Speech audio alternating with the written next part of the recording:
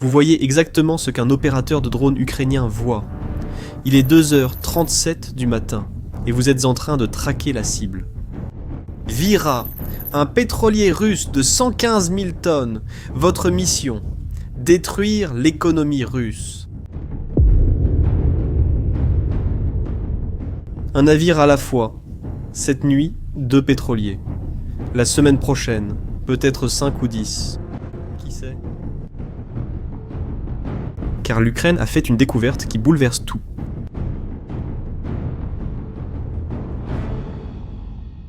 Et voici le plus fou. La Russie a toute une flotte en mer Noire, des navires de guerre valant 500 millions de dollars qui pourraient défendre ses pétroliers. Mais ils ne peuvent rien faire. Pourquoi ? C'est exactement ce que je vais te montrer maintenant. Laisse-moi te montrer quelque chose, le point faible que la Russie ne veut pas que tu connaisses. Non, ce ne sont pas des navires de guerre, ce sont des pétroliers. Plus précisément, une flotte secrète, composée de 600 à 1400 vieux navires, que la Russie utilise pour exporter du pétrole et contourner les sanctions occidentales. On appelle cela la flotte fantôme russe, et voici ce qui la rend ingénieuse. Ces navires transportent ce qui permet à la machine de guerre russe de fonctionner. Beaucoup d'argent. Ce sont 3 millions de tonnes de pétrole par mois qui quittent la mer Noire. Et l'Ukraine a découvert qu'elle pouvait détruire cette ligne d'approvisionnement en utilisant des drones coûtant 250 000 $.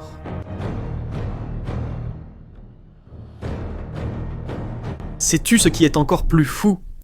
La Russie ne peut pas défendre ses pétroliers. Exposer des navires de guerre à 500 millions, c'est un échec économique. Et tu veux savoir comment l'Ukraine est arrivée à cette découverte ? Laisse-moi te donner un contexte rapide. L'année était 2022. En mars, la Russie a fermé les ports ukrainiens. À ce moment-là, l'Ukraine n'avait pas de marine pour répondre. Alors elle a utilisé des missiles Neptune depuis la côte et a coulé le Moskva, le croiseur, de 12 000 tonnes entre 2023 et 2025, a commencé à chasser les navires russes dans leur propre port.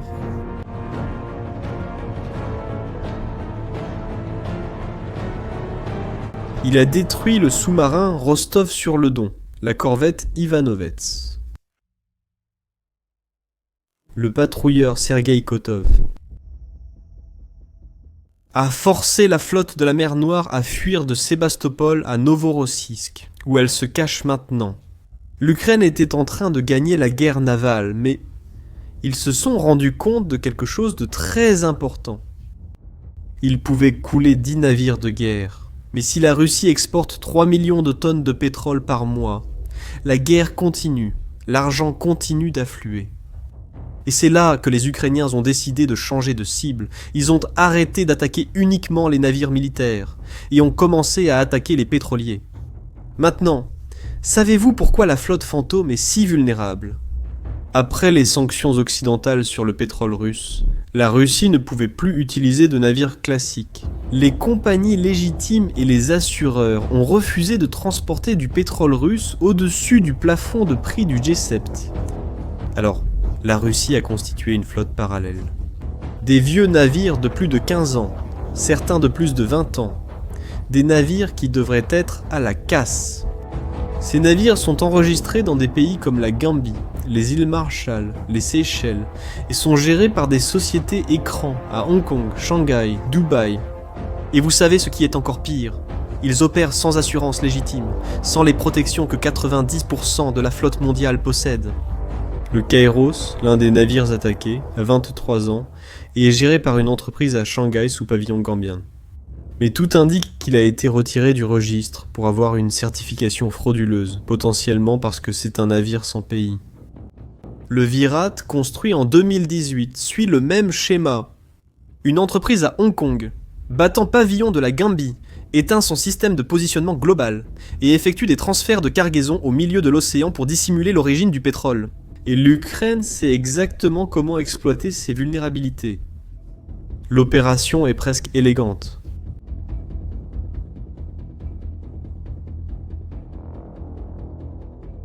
L'Ukraine a du personnel à Istanbul, en Turquie. La raison est simple, chaque pétrolier doit passer par les détroits turcs. Je parle du Bosphore et des Dardanelles. Il n'y a pas d'autre itinéraire. Quand un pétrolier de la flotte fantôme passe, quelqu'un le voit, le note et le signale. À partir de là, c'est purement mathématique, car ces navires ont des destinations limitées. Il y a peu de terminaux pétroliers dans la mer Noire russe. Novorossiysk est le principal. L'Ukraine sait où va le navire, connaît la vitesse moyenne, calcule la trajectoire, positionne les drones. Les drones Sea Baby coûtent 250 000 $ chacun. Ils ont une portée impressionnante, parcourent des centaines de kilomètres, transportent des explosifs pour causer des dégâts sérieux, et sont contrôlés à distance avec des caméras en temps réel. L'Ukraine attend le bon moment, généralement à l'aube, lance les drones. Ils fendent les eaux à grande vitesse, s'approchent d'allées de la coque et explosent. Et il y a un détail encore plus impressionnant dans ces attaques.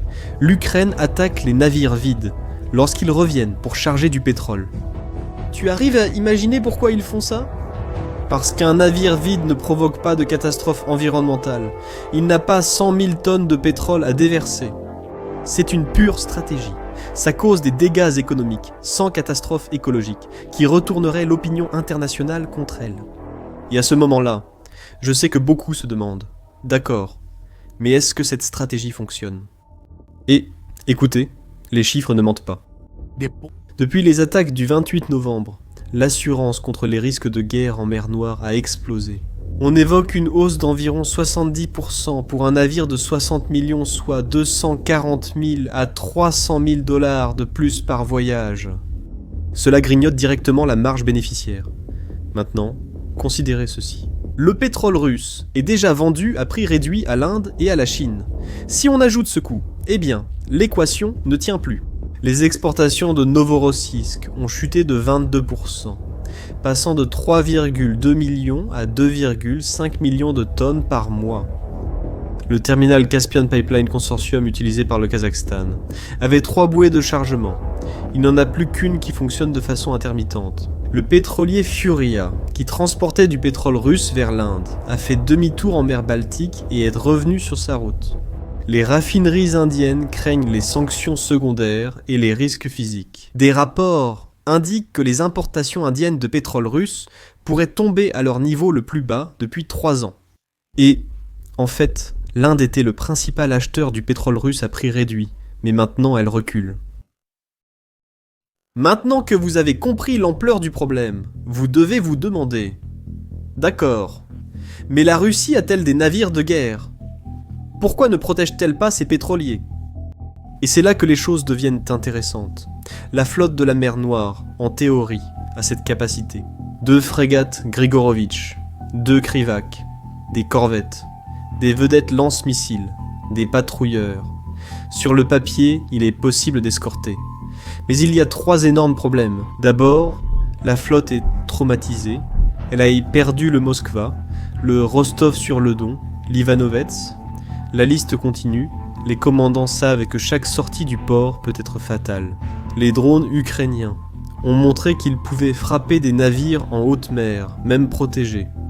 De plus, la flotte reste bloquée à Novorossiysk, sort peu et ne développe plus de compétences pour des opérations complexes.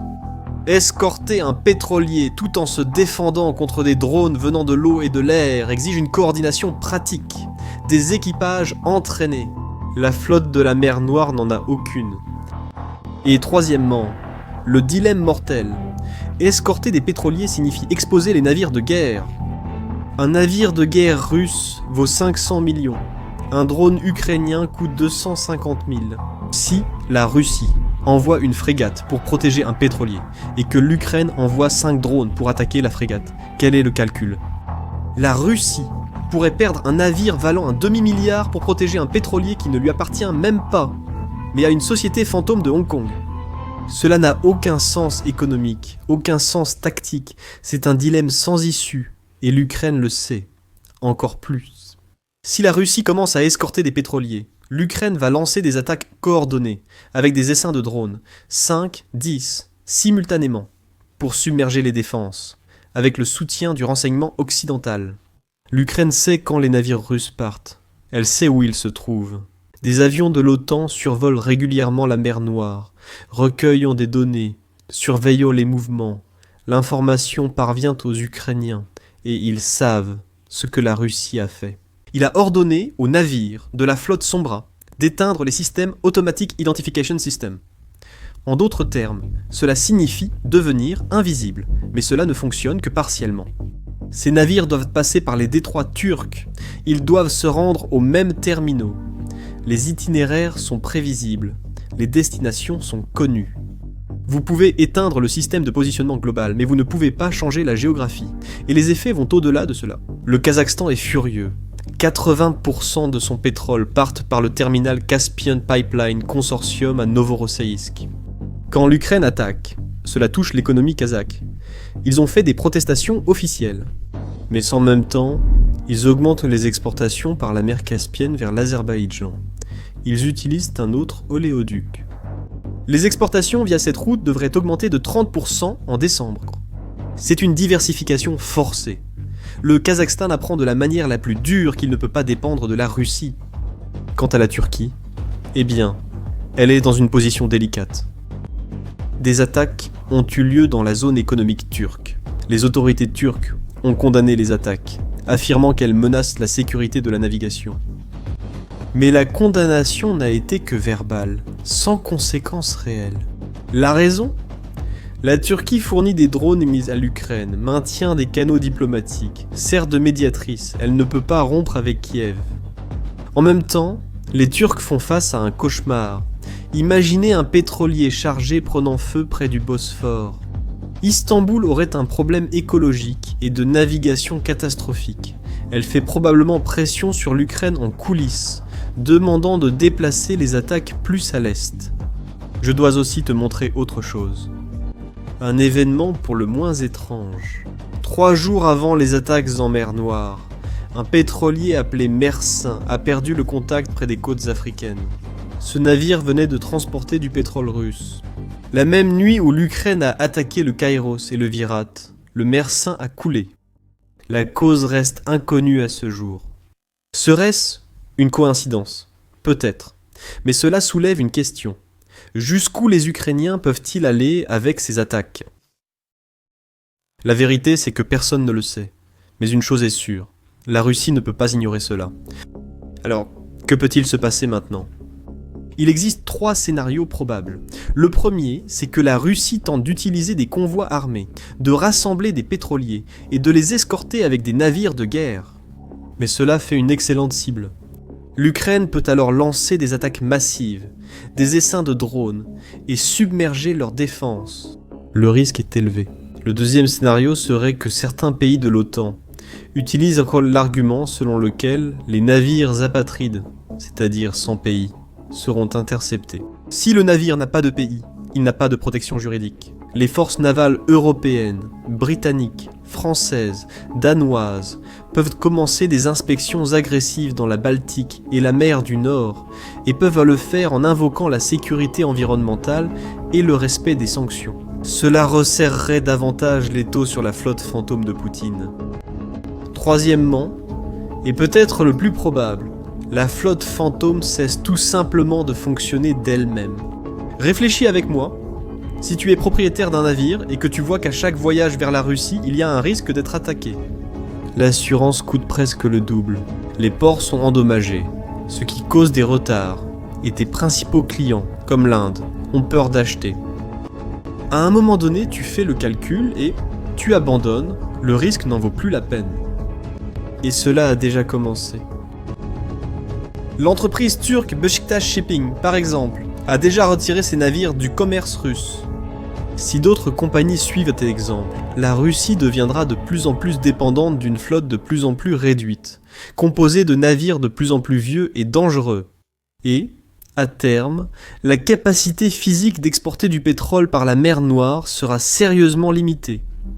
Comme vous pouvez le voir, l'Ukraine a trouvé quelque chose de rare dans la guerre moderne, une façon d'attaquer qui ne dépend pas des chars, des avions ou des soldats. Cela dépend uniquement des mathématiques et de la géographie. En exploitant les vulnérabilités juridiques et économiques d'un système que la Russie elle-même a créé pour contourner les sanctions. En utilisant des drones qui coûtent une fraction du prix d'un navire de guerre. pour forcer la Russie à choisir entre protéger sa flotte militaire ou protéger son économie. Et la Russie, eh bien, elle ne peut pas faire les deux. La mer Noire n'est plus seulement un théâtre d'opérations navales, elle est devenue la ligne de front d'une guerre économique, et pour l'instant, dans cette guerre, l'Ukraine est en train de gagner. Maintenant, je veux connaître votre avis. Pensez-vous que attaquer l'économie de l'adversaire est plus efficace que de gagner des batailles sur le terrain? Laissez dans les commentaires ce que vous en pensez. Si cette vidéo vous a permis de voir ce conflit d'une manière différente, partagez-la avec quelqu'un qui s'intéresse aussi à la stratégie et à la géopolitique. Et abonnez-vous à la chaîne pour ne pas manquer les prochaines analyses. Merci et à la prochaine!